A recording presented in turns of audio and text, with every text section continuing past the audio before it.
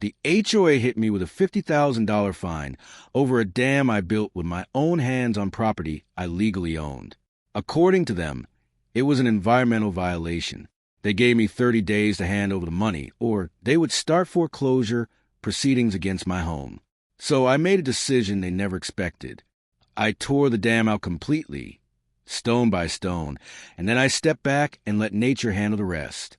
That was the moment everything changed. If you're new here, make sure to subscribe because these stories only get wilder from here. And before we get into it, let me know in the comments what country you're watching from. 3 years before this whole mess started, I was standing in a shallow creek that ran through a piece of land in Western Virginia. The water reached just below my knees, and for the first time in a long while, I felt completely at peace. The property covered 11 acres and had been sitting on the market for months. Most buyers saw nothing but challenges. Thick woods covered much of the land. A winding creek cut across the back section. Near the center sat an old earthen dam someone had built decades earlier, creating a beautiful pond that stretched across nearly half an acre. Where everyone else saw work, I saw exactly what I'd been searching for. I purchased the property outright with cash. No financing, no contingencies, no complications. The title was clean, and the survey clearly showed all 11 acres belonged to me, including every inch of the pond. There was one detail I didn't pay much attention to before signing the papers. The property was technically part of a small HOA that covered the surrounding rural subdivision. At the time, it seemed harmless. The dues were only $40 a month. The rules were fairly relaxed. The previous owner had lived there for more than 2 decades, without any significant issues. I assumed I wouldn't have any problems either. That assumption turned out to be a mistake. For the first 2 years, life was exactly what I had hoped for. I strengthened parts of the old dam, added a modest overflow channel for extra drainage, stocked the pond with base, and built a small dock along the eastern shoreline. A neighbor named Garrett lived about a quarter mile up the road. Every morning he would drive past and give me a friendly wave. He was the kind of neighbor everyone wants. Quiet, respectful, and easygoing. The community felt peaceful. I honestly believed I'd found the place where I'd spend the rest of my life. Then Denton Marsh became president of the HOA board. Denton was the type of person who bought a metal detector one weekend and suddenly considered himself an expert historian. He had strong opinions on everything from mailbox designs to the proper type of gravel for driveways.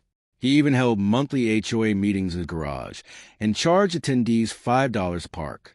Within a month and a half of taking control, he had already issued 14 violation notices throughout the neighborhood. Flags, fences, fire pits. If he could label an unauthorized change, someone received a letter. My first notice arrived in March. It was presented as a warning. According to the letter, the HOA had received an anonymous complaint regarding my pond dam. They claimed the structure had altered watershed access, interfered with natural drainage patterns, and created possible flooding risks for neighboring properties downstream. The board demanded engineering documentation within 60 days, or they would begin a formal review. I couldn't help laughing when I read it. The dam had existed since at least 1987. It was older than the HOA itself. I sent a polite response explaining that fact, and included copies of the original property survey. I honestly thought that would settle the matter. I was wrong. 6 weeks later, a certified letter showed up in my mailbox. The HOA had completed its review. Their decision stated that my dam violated Environmental Guidelines Section 4, subsection C, which prohibited homeowners from obstructing the natural flow of waterways without written approval from the board. The penalty was $50,000. The letter demanded payment within 30 days.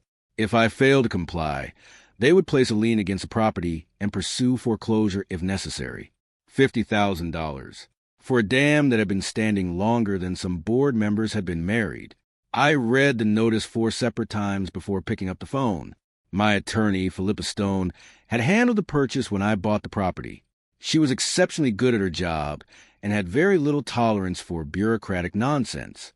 She told me not to contact the HOA and promised to review every document herself.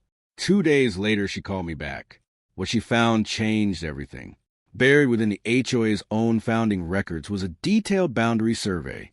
According to those documents, The HOA's authorities stopped at the eastern bank of the creek. My dam, the pond, the overflow channel. Every one of those features sat on the western side. In other words, the HOA had absolutely no authority over them. Not partially, not technically, not at all.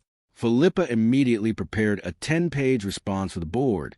She cited the original subdivision documents, county survey records, and a Virginia appellate court ruling from 2019 that dealt specifically with HOA overreach and jurisdictional limits. Here's part 2 rewritten with the same flow, pacing, and similar length. Philippa finished her response by formally demanding that the HOA withdraw the $50,000 fine within 15 days and provide written confirmation acknowledging their mistake regarding the property boundary. Denton Marsh didn't back down. Instead, he hired an attorney of his own. Now, remember the next detail because it becomes critical later. While Philippa was collecting records and survey documents, she requested a complete topographical report from the county. Buried deep inside that report was something so important that she called me at 11 o'clock at night the moment she found it. It involved the floodplain. Several years earlier, the county had conducted a detailed watershed study covering our entire area. The report showed that if a substantial amount of water were ever released upstream, the natural drainage route would travel north-northwest through a shallow, low-lying section of land. That low area happened to pass directly beneath 3 homes on Millbrook Circle. Not just any homes. Either they were the most expensive properties in the entire subdivision. And right in the middle of that natural drainage basin sat Denton Marsh's house. His vice president lived only a few yards away on one side. The HOA treasurer's home sat directly behind him. None of them had any idea. The dam they were trying to find me into bankruptcy over was doing something they had never considered. It was serving as a barrier. The structure was holding back water that would otherwise follow its original natural route, and that route led directly toward their finished basements. Philippa laid out my choices. Option 1 was to challenge the HOA in court. She was confident we would win. The problem was that the legal battle could drag on for well over a year. Option 2 was far simpler. As the legal owner of the property, I had every right to alter or remove structures located on my land as long as I followed county procedures. Removing the dam required only a 30-day notice and a basic environmental impact filing. Nothing more. The very next morning, I submitted the paperwork. Then I sent a certified letter to the HOA. Return receipt requested.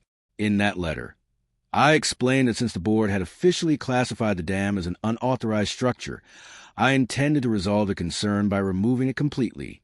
I included copies of the county filing and politely informed them of my plans. I even wished them the best. Denton's attorney immediately attempted to stop the project by filing an emergency injunction request with the county. The county rejected it within 4 days. Their position was simple. The dam was located on private property. The owner had the legal authority to remove it. Case closed. Late one Tuesday morning in October, I rented an excavator and got to work. For 7 straight hours, I dismantled the dam piece by piece. Garrett noticed what I was doing and eventually parked his truck nearby before walking over. He asked what was going on. I explained everything. For several seconds, he didn't say a word. Then he looked toward Denton's neighborhood and said something I'll never forget. You know, Denton's yard is basically one giant bowl, right? I nodded. I already knew. By Thursday evening, the pond had drained away completely and merged back into the creek system. By Friday morning, water levels throughout the creek had climbed higher than anyone in the subdivision had seen in years. For the first time in more than 3 decades, nothing was restricting the natural flow. The water followed the exact route outlined in the county's topographical survey. Just as the report predicted, by Saturday, Denton Marsh had nearly 2 feet of water standing in his basement. His vice president lost a water heater, along with a chest freezer. The HOA treasurer suffered flood damage serious enough to require an insurance claim, only to discover that her policy covered far less than she expected. That same Saturday afternoon, Denton called me. The conversation lasted less than a minute. I barely spoke. There wasn't much left to say. The following week, the HOA scheduled an emergency meeting. From everything I heard afterward, the atmosphere was far from friendly. Residents were furious. Within 3 weeks, The board voted to eliminate the fine entirely, provide the written boundary acknowledgement Philippa had originally demanded, and overhaul their entire violation enforcement process. By the time Thanksgiving arrived, Denton Marsh was no longer HOA president. He had resigned. Meanwhile, Philippa filed a counterclaim seeking reimbursement for legal expenses and damages related to harassment. The dispute eventually settled for just under $18,000. People often ask whether I rebuilt the dam afterward. I didn't. Instead, I left the creek alone and allowed it to follow its natural course across the property. Over time, the water reshaped portions of the land exactly the way nature intended.